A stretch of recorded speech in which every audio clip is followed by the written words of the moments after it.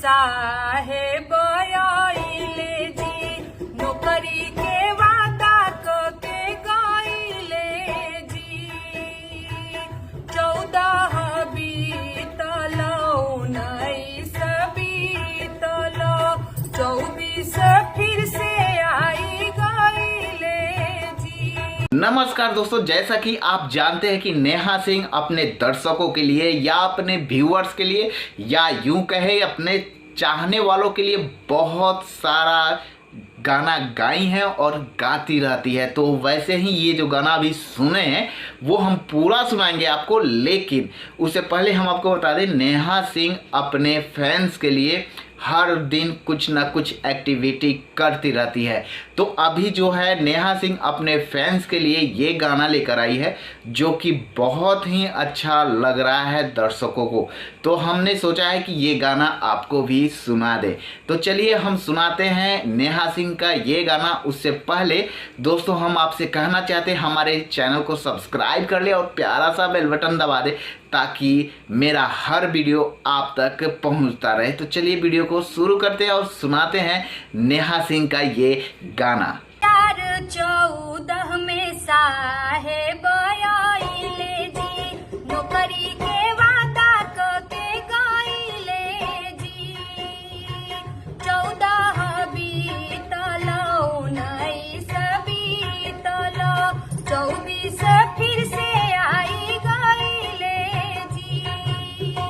2020 में कोरोना काल आइले जी, साहेब डाटा छुपाइले जी। नहीं ऑक्सीजन मिलल नहीं वेंटिलेटर, कवनो व्यवस्था नहीं कइले जी।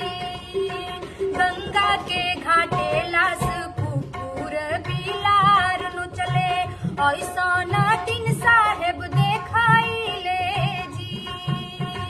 2014 में साहेब आइले जी, नौकरी के वादा के गइले जी।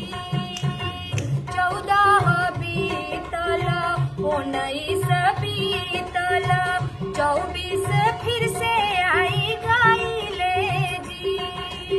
देश के जवान पुलवामा में शहीद भइले, देश के जवान पुलवामा में शहीद भइले, आ साहेब शहादत भुनाइले जी।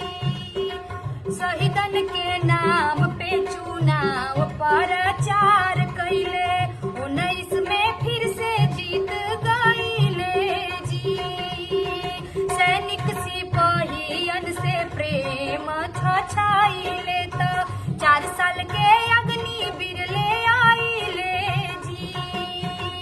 आपन फायदा खातिर कायदा गवाइले जी, हिंदू मुसलमान के लड़ाइले जी। 2024 में साहेब आइले जी, नौकरी के वादा के गइले जी। 14 बीतल 19 बीतल 24 फिर से आई गइले जी। 14 बीतल 19 बीतल 24 फिर से आई गइले जी। 24 फिर से आई गइले जी। 24 फिर से